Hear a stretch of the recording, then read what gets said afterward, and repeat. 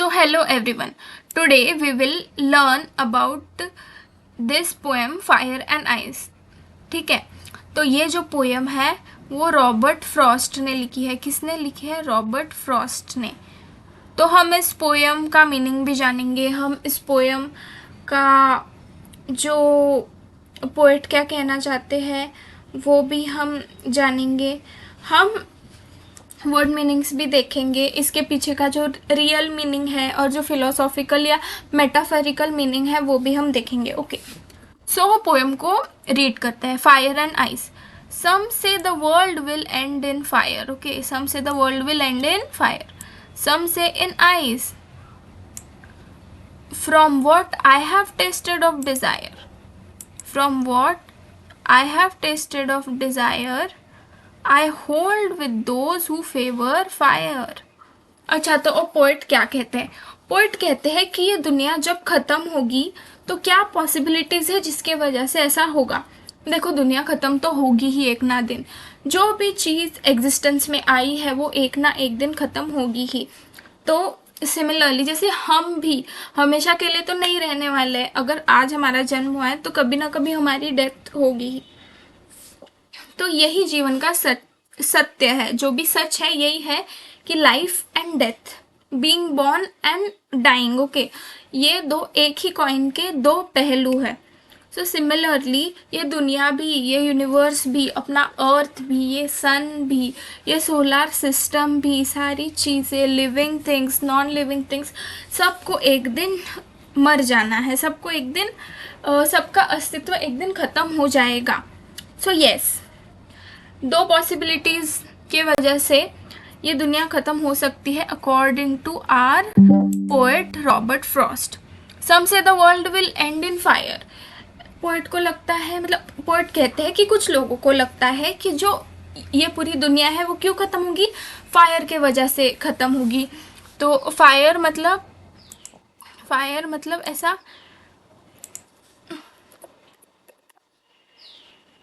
Fire मतलब fire नहीं, fire हो सकता है, फॉरेस्ट फायर हो सकता है, ग्लोबल वार्मिंग हो सकती है. इन चीज़ों के वजह से दुनिया ख़त्म हो सकती है.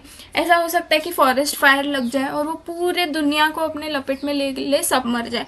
ग्लोबल वार्मिंग हो रही है, राइज इन टेम्परेचर हो सकता है कि टेम्परेचर इतना बढ़ जाए कि लोगों को सहन ही ना हो टेम्परेचर. इवन इफ़ वो अपने घर में भी है उनको टेम्परेचर सहन ही नहीं हो रहा. ऐसा भी हो सकता है कि इतना टेम्परेचर हो जाए कि घर के बाहर निकलना मुश्किल हो जाए. घर के बाहर जो निकले वो डायरेक्ट उसकी डेथ हो जाए. मतलब ऐसा एक पॉसिबिलिटी हो सकती है, ऐसा पोइट कहते हैं. और फायर का मीनिंग सिर्फ ऐसा ही नहीं है कि ये फॉरेस्ट फायर, ग्लोबल वार्मिंग जो रियल फायर है. फायर का एक और मीनिंग है अपने पोएम में जो है डिज़ायर. फायर का मीनिंग है डिज़ायर. देखो, जो अपन ह्यूमन बींग्स है उनकी बहुत सारी डिज़ायर है. डिज़ायर मतलब लालच है, जिसको हम बोल सकते हैं ग्रीड, हम जिसको बोल सकते हैं लस्ट. अब देखो, लस्ट मतलब हवस. Okay, you all know. So lust मतलब ऐसी बात नहीं है कि सिर्फ अपने मन में कुछ डिज़ायर होना, कुछ करना. जो भी डिज़ायर हो, जैसे आपका सपना है कि आपको समझो आईएएस ऑफिसर बनना है, आपका सपना है आपको डॉक्टर बनना है, इंजीनियर बनना है, जो भी कुछ बनना है, ऐसी डिज़ायर होना ठीक है. पर जब आपकी डिज़ायर सेल्फिशनेस में बदल जाती है कि नहीं मुझे ये चीज़ चाहिए तो चाहिए, भले ही किसी का बुरा हो जाए उस चीज़ के लिए, मुझे वो चीज़ चाहिए. आप अपने मम्मी पापा को बोलते हो कि नहीं मुझे ये चीज़ लेकर चाहिए. आप ये भी नहीं देखते कि मम्मी पापा के ऊपर और भी रिस्पॉन्सिबिलिटीज़ होती है. उनको घर चलाना पड़ता है, अपने मम्मी पापा दादा दादी का ख्याल रखना पड़ता है, वो आपका भी ख्याल रखते हैं. आपको वो इतना पढ़ा रहे, सीबीएसई स्कूल में पढ़ा रहे, पर कुछ बच्चे ऐसा सच में करते हैं कि वो बिल्कुल परवाह नहीं करते और वो लिटरली इतना ज़िद करते हैं चीज़ों को लेके कि नहीं मुझे आईफोन चाहिए. ये होती है ग्रीड. आपने भी वो न्यूज़ सुनी होगी जब एक लड़के ने सुसाइड कर लिया था क्योंकि उसके पेरेंट्स ने उसको आईफोन नहीं दिया. अब ये मुझे बताओ ये क्या है? ये डिज़ायर ही तो है, ये ग्रीड ही तो है। क्यों? आईफोन लेना क्या बहुत बहुत इजी बात है क्या? 10 रुपए की चॉकलेट थोड़ी है कि आप जाओगे और ले लोगे वहाँ पे। पेरेंट्स को कितनी रिस्पॉन्सिबिलिटीज होती है, वो अपना इतना कर रहे हैं, we should be so grateful to them. But on the contrary what is happening कि बच्चे सुसाइड कर रहे हैं। बच्चे मतलब बच्चों को सेटिस्फैक्शन ही फील नहीं हो रहा है कि नहीं हमारे पेरेंट्स हमारे लिए इतना कर रहे हैं, उस चीज़ को कभी वो कंसिडर नहीं करते। सब बच्चे ऐसे नहीं होते आई नो, पर बहुत से बच्चे ऐसे होते हैं। तो वही तो, जैसे उस लड़के ने सुसाइड किया, ऐसा हो सकता है कि दुनिया में और भी लोग करें कि नहीं हमको वो नहीं मिल रहा, ये नहीं मिल रहा, तो हम सुसाइड कर लेंगे। तो ये होता है डिज़ायर, ग्रीड की वजह से। तो दुनिया ऐसा नहीं है कि सिर्फ ऐसा आग लगेगी, ग्लोबल वार्मिंग होगी, सिर्फ एनवायरमेंटल या साइंटिफिक रीजंस की वजह से ही एंड होगी, ऐसा नहीं। कुछ साइकोलॉजिकल और सोशल रीजंस भी है जिनकी वजह से ये दुनिया एंड हो सकती है। ठीक है, तो ये मैंने फर्स्ट लाइन एक्सप्लेन की। Okay, some say in ice. अच्छा, अब हम आइस की बात कर लेते हैं। आइस, ओके, आइस मतलब आई से जा सकता है ना? आई से जा सकता है, और मेल्टिंग ऑफ ग्लेशियर आ सकता है। मेल्टिंग ऑफ ग्लेशियर इसमें आ सकता है। तो ऐसा भी हो सकता है कि बहुत ठंडी आ जाए, किसी को ठंड ही सहन ना हो, बहुत सारे ग्लेशियर मेल्ट हो जाए जिसकी वजह से बहुत सारे फ्लड आए, फ्लड में सब लोग डूब के मर जाए, ऐसा भी हो सकता है। इसके वजह से भी दुनिया ख़त्म हो सकती है। तो ये हो गया साइंटिफिक रीज़न, एक साइंटिफिक पॉसिबिलिटी कि क्यों ये दुनिया ख़त्म हो सकती है। पर इसका और एक मीनिंग है, वो है, अब देखो हमने फायर का मीनिंग डिस्कस किए यहाँ पे कि फायर का क्या मीनिंग है, वो है डिज़ायर, ग्रीड, लस्ट। और आइस का क्या मीनिंग है, वो है हेटरेड, हेटरेड, इग्नोरेंस और इनडिफरेंस। ठीक है, हेटरेड, नफरत। हेटरेड मतलब नफरत, एक इंसान दूसरे इंसान से नफरत करता है, बहुत अलग अलग रीज़न की वजह से और नफरत करता है। Jealousy can be one of the reason to say. So इंसान नफरत करता है। ऐसे थोड़ा सा किसी के साथ झगड़ा हो गया, थोड़ा सा किसी के साथ आर्ग्यूमेंट हो गया, तो फिर इंसान नफरत करने लगता है। ये बहुत स्टूपिड बात है, ठीक है। हेट होता है, अब देखो हेटरेट का सबसे बेस्ट एग्जांपल हम लेते हैं war. Okay, Russia Ukraine war is going on, Israel Palestine is going on. Okay, हमने वर्ल्ड वॉर 1 देखा, हमने वर्ल्ड वॉर 2 देखा, अब वर्ल्ड वॉर 3 बोलते हैं कि पानी की वजह से होगा, कोई बोलते हैं मेंटल हेल्थ की वजह से होगा, अब पता नहीं जो भी होगा।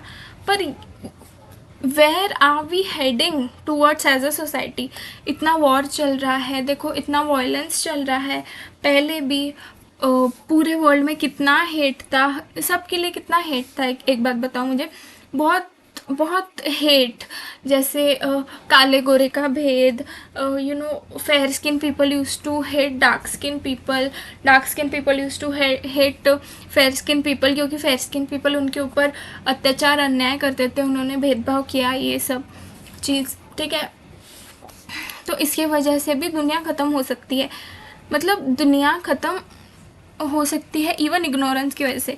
इग्नोरेंस मतलब किसी चीज़ को इग्नोर करना, जैसे आपको दिख रहा है, जैसे कोई आदमी अपनी वाइफ को बीच सड़क पर मार रहा है, पर आप उसको इग्नोर करके चले जाते हो, आप बोलते हो कि नहीं यार ये वो तो उसका पर्सनल मैटर है, वो तो उसकी वाइफ है, नहीं उसकी वाइफ ने कुछ गलत किया होगा इसलिए वो मार रहा होगा, ऐसे कोई आदमी थोड़ी मारेगा उसको, पागल कुत्ते ने थोड़ी काटा है, आप ऐसा सोचते हो और आप कोई आवाज़ नहीं उठाते। तो इसको बोलते हैं इग्नोरेंस। कुछ हो जाए, कोई एनिमल्स के साथ क्रुएल्टी कर रहा है, कोई बच्चों के साथ क्रुएल्टी कर रहा है, कोई किसी आदमी के साथ, कोई किसी औरत के साथ क्रुएल्टी कर रहा है, कोई बुरा बर्ताव कर रहा है, कुछ इनजस्टिस हो रहा है, पर आप अपनी आंखें बंद करके और कान बंद करके चल देते हो, you don't give a damn about anything. Okay, मतलब मैं आपकी बात नहीं कर रही हूँ, वी एज अ सोसाइटी हमने मतलब कहीं ना कहीं ये चीज़ सभी ने की होती है। पर क्या करना चाहिए, देखो, जिंदा रहना मतलब बस सांस लेते रहना मतलब जिंदा रहना नहीं होता है। जिंदा रहना मतलब सम्मान के साथ जीना, जस्टिस के साथ जीना। अब कोई औरत है, उसके ऊपर डोमेस्टिक वायलेंस हो रहा है, उसको भरे बाजार में उसका आदमी पीट रहा है, ठीक है, पर वो तो उतनी स्ट्रांग नहीं है कि वो आवाज़ उठाए, क्योंकि उसको भी बचपन से सिखाया जाता है कि नहीं, वो तुम्हारा पति है, वो तुमको मारेगा भी तो ठीक है, वो उसका हक है, वॉटएवर जो भी है। तो ऐसा होता है, ओके।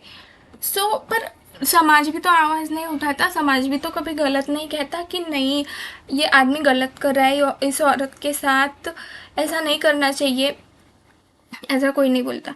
पर वही किसी लड़की के साथ कुछ गलत हो जाए तो सब कहेंगे कि नहीं, उसके तो कपड़े छोटे थे, नहीं, she was asking for it, no, she was inviting, why was she out at night. मतलब ये, मतलब कितनी गलत चीज़ शुरू है सोसाइटी में। जिंदा रहना मतलब हमें सिर्फ सांस लेते रहने जिंदा नहीं है, हमें सिर्फ सांस लेते रहना ही जिंदा, ऐसे जिंदा नहीं रहना है हमें कि हम सिर्फ सांस ही लेते रहे और यहाँ पे हमारे पास जस्टिस नहीं है, हमारे पास कोई मतलब भले हम स्ट्रांग नहीं है हमारे लिए आवाज़ उठाने को, पर समाज में किसी कोई और भी इतना स्ट्रांग नहीं है हमारे लिए स्टैंड लेने को। वो औरत क्या, वो तो पढ़ी लिखी भी नहीं है, उसको वही संस्कार दिए हैं, पर हम तो पढ़े लिखे हैं, हमें तो समझ में आ रहा है कि how can that man literally beat his wife in front of so many people and in front of so many people also, and when they are alone also, how can he beat him, how can he even think of beating him और using violence against her. पर नहीं, हमको लगता है छोड़ो, उनका personal matter है, छोड़ो, अपन अपना काम करते हैं, ऐसा। तो वही तो, दुनिया इस चीज़ों की वजह से भी ख़त्म हो सकती है। तो ये हो गया हेट्रेड। हेट्रेड मतलब नफरत, इग्नोरेंस मतलब किसी चीज़ को इग्नोर करना, और इंडिफरेंस, हाँ, इंडिफरेंस भी ऑलमोस्ट सेम ही होता है कि चीज़ों की तरफ ध्यान ना देना। देखो, एज अ सोसाइटी अपना काम है, कुछ गलत हो रहा है तो हम आवाज़ उठाएं। देखो, आप इतना पढ़े लिखे हो, आप 10th CBSE में पढ़ते हो, कल जाके आप 11th 12th करोगे, कोई डिग्री लोगे, कोई कोर्स करोगे, कोई सब लोग कोई अच्छा जॉब पे लगेगा, कोई अच्छा अपना बिजनेस करेगा, कोई डॉक्टर बनेगा, कोई इंजीनियर बनेगा, कोई IAS बनेगा, कोई CA बनेगा। सब लोग अलग अलग फील्ड में जाओगे इस बोर्ड एग्ज़ाम देने के बाद। नेक्स्ट ईयर जून जुलाई में, अगस्त में एडमिशन शुरू हो जाएंगे, सब अपने रास्ते लग जाएंगे करियर के। पर क्या फ़ायदा इतनी पढ़ाई करने का, क्या फ़ायदा इतनी फराटेदार इंग्लिश बोलने का, क्या फ़ायदा इतनी नॉलेज होने का, क्या फ़ायदा इतने अच्छे मार्क्स लाने का, क्या फ़ायदा मेरिट में आने का, अगर आप किसी बेसहारा के लिए आवाज़ नहीं उठा सकते। आपको हमेशा मतलब अपना एटीट्यूड ये नहीं रहना चाहिए लाइफ के टूवर्ड्स कि मेरे साथ नहीं हो रहा है तो मैं क्यों गलत करूँ, मेरा पति मारेगा तो मैं तो उसको एक झापड़ दूंगी, पर किसी और औरत का पति उसको मार रहा है तो आप जाके आवाज़ नहीं उठाओगे। And it is not only about कि आप जाके आवाज़ उठाओ, आप उस लेडी को भी कहीं ना कहीं ये चीज़ सिखाओ कि देखो बहन, ये चीज़ गलत है, आपका पति आपको मार नहीं सकता है, उसका अधिकार नहीं है आपको मारने का। तो वही तो, as a society, as an informed citizen of this country, अपना भी काम है लोगों को अवेयर करने का, लोगों को इन्फॉर्म करने का। अब मैं ऐसा नहीं बोल रही हूँ कि आप अपने काम धंधे छोड़कर ये करो, पर एटलीस्ट कुछ टाइम तो दो इस चीज़ के लिए। इतना रील्स को स्क्रॉल करने से अच्छा, ऐसे सोते रहने से अच्छा कुछ अच्छा करो। और मैं ऐसा भी नहीं बोलती हूँ रोज़ अच्छा करो, नहीं, इतना नहीं बोलती, पर एटलीस्ट कुछ गलत होते दिख रहा है तो तब तो आवाज़ उठाओ। Okay, jealousy, some people are just jealous कि नहीं, वो पढ़ाई में अच्छी है, वो इसमें अच्छी है, वो उसमें अच्छी है, तो ठीक है ना, वो पढ़ाई में अच्छी है, आप भले ही पढ़ाई में अच्छे नहीं हो पर आप किसी और चीज़ में अच्छे हो ना। क्या मिलता है किसी से जेलस फील होके? हमारा ही मन खुद को खाता है जब जब अपन जेलस होते हैं। तो वही मैं बोलना चाहती हूँ कि इन सब चीज़ों की वजह से भी दुनिया ख़त्म होगी। From what I have tasted of desire, I hold with those who favor fire. तो पोएट कहते हैं कि जो भी है, जो भी चीज़ें हैं,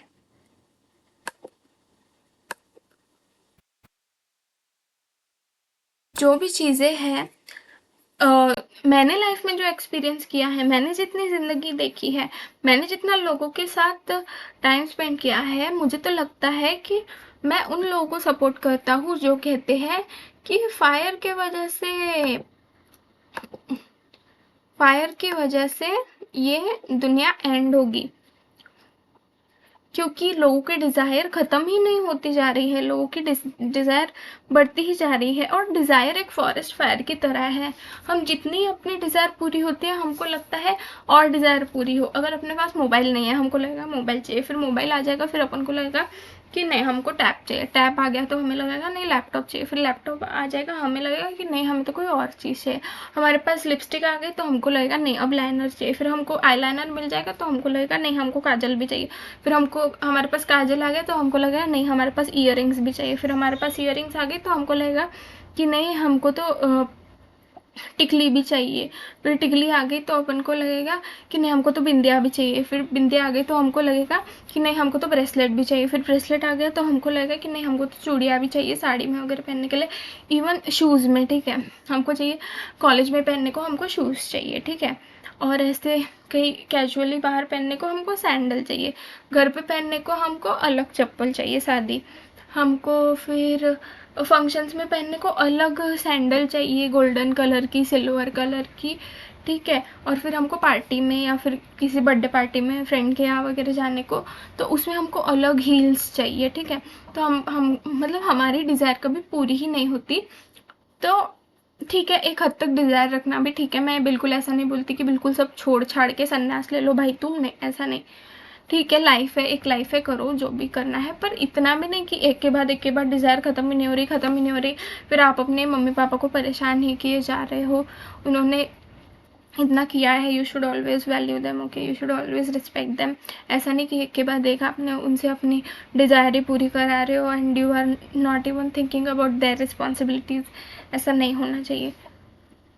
तो वही वो भी बोल रहे हैं कि ऐसा ये जो इमोशंस है फायर डिज़ायर ग्रीड लस्ट, ये अपने मतलब ये आउट ऑफ कंट्रोल चली जाती है, इनका कोई लिमिट नहीं रहता। अगर इंसान लालची है, अगर कोई इंसान क्या बोलते हैं उसको रिश्वत लेता है, ठीक है, अगर आज उसको 100 रुपये रिश्वत मिली तो फिर वो कल सोचेगा कि आज मैं कैसे 100 का नहीं मैं 150 रुपये रिश्वत लूँ, फिर वो ऐसे करते करते उसकी लालच बढ़ती ही जाएगी।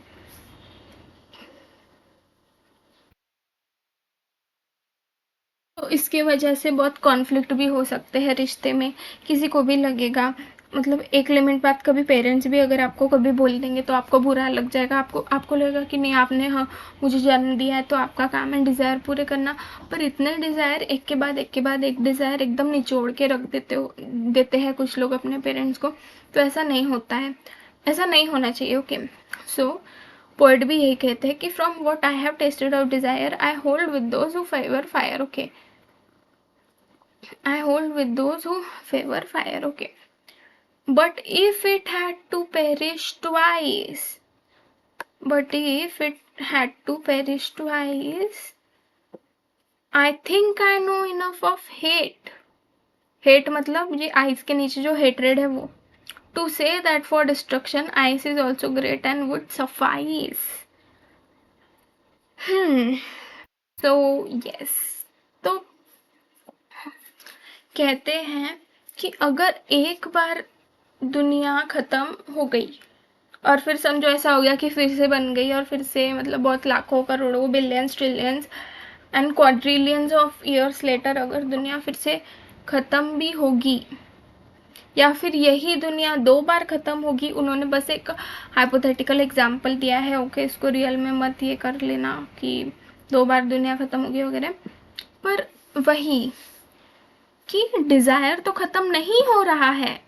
अगर ये दुनिया दोबारा ख़त्म होगी तो वो आइस की वजह से या हेट्रेड की वजह से भी ख़त्म हो सकती है, क्योंकि हेट्रेड तो ख़त्म नहीं हो रहा है। देखो desire greed lust these are feelings, जो ये चीज़ें भी ख़त्म नहीं हो रही है, पर इंसान और इंसान के बीच का हेट ही ख़त्म नहीं हो रहा है। एक इंसान दूसरे इंसान का दुश्मन बन रहा है, एक इंसान दूसरे इंसान की ईर्ष्या करता है, एक इंसान दूसरे इंसान से जलता है। इसके वजह से ऐसा हो रहा है कि बहुत हेट्रेड बढ़ रहा है और दुनिया में पॉजिटिव माहौल नहीं है, दुनिया में बहुत नेगेटिव माहौल है और इस माहौल में जीना बहुत मुश्किल है। इसके वजह से ऐसा हो सकता है कि आइस के वजह से भी दुनिया ख़त्म हो जाए। तो इस पोएम में बेसिकली इतना ही था। तो आपको क्या याद रखना है कि फायर का और आइस का जो साइंटिफिक मीनिंग है वो, और फायर और आइस का जो ये मीनिंग है अपना, मैं बॉक्स कर दूँ क्या इसको, फायर और आइस का ऐसा मीनिंग अपना,